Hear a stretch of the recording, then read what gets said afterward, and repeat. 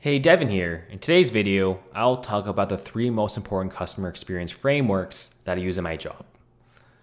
Working in customer experience, the first and most important framework I learned is the human experience cycle. It explains how people process their experiences. So if there's one thing that you want to learn, it's this. Your experience and expectations form your perceptions.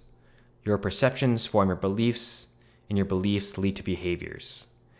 Depending on the behaviors of the customers, they can either help the business grow or make the business obsolete. So people's beliefs influence their expectations for future experiences and their subsequent behaviors with the company.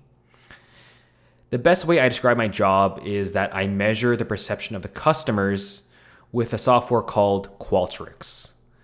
And for those who don't know, Qualtrics is an experience management serving platform that captures customers' feedback. I can say that this is where I spend most of my time on a daily basis. I capture how customers perceive their experience when interacting with a business and convert that information into dashboards so companies can make better business decisions to drive future growth by either changing the experience or expectations of the customers. Another important lesson I learned about this framework is that humans perceive experiences through 3 different lenses. The first lens is success, the degree to which we can achieve our goals. Second, it's effort, whether it was easy or hard for us to do what we wanted to do. And lastly, emotion. How did this experience make us feel? So what I do as a tech consultant is using Qualtrics to capture these 3 different lenses in survey form, leading to our next and most important framework, the hierarchy for customer experience strategies. And this applies to everything in customer experience.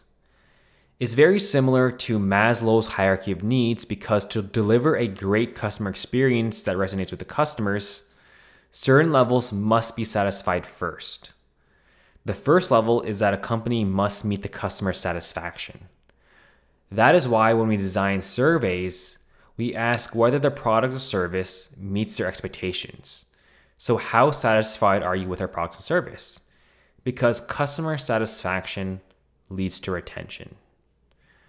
Once customer retention is met, the next level is that companies must reduce customer effort to achieve organic growth.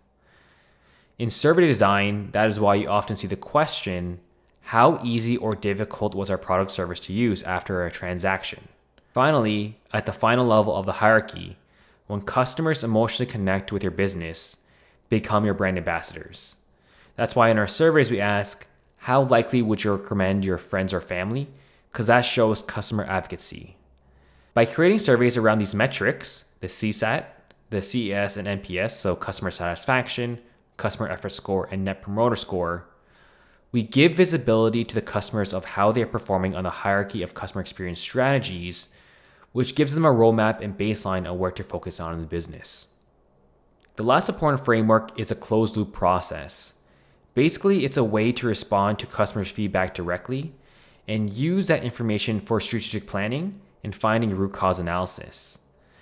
We build this directly into most of our Qualtrics surveys. The whole process consists of doing a customer interview by sending a survey. If there are any negative perceptions or unresolved issues, an alert is sent to senior management. They then use this information to triage and use it as a coaching opportunity for frontline staff. The frontline staff then calls customers to resolve and clarify the issue. And once the customer is contacted, that information is updated into a shared database, Qualtrics. Then all that information for all customer feedback is aggregated, which is then converted into dashboards for analysis, which then ensures accountability with senior management. And this leads to finding root causes of the problem and allows for strategic planning and resolution effectiveness.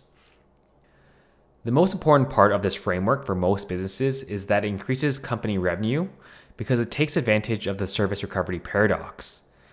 A customer who experiences a service failure for the first time that is resolved may more likely to make future purchases than customers without problems. Simply put, for every customer issue a business resolves, they are increasing customer lifetime value, which increases revenue over the long term. those are the most important customer experience frameworks I use in my job. And if you have any questions, please leave them in the comments below. And don't forget to like, subscribe, and I'll see you in the next one. Thank you.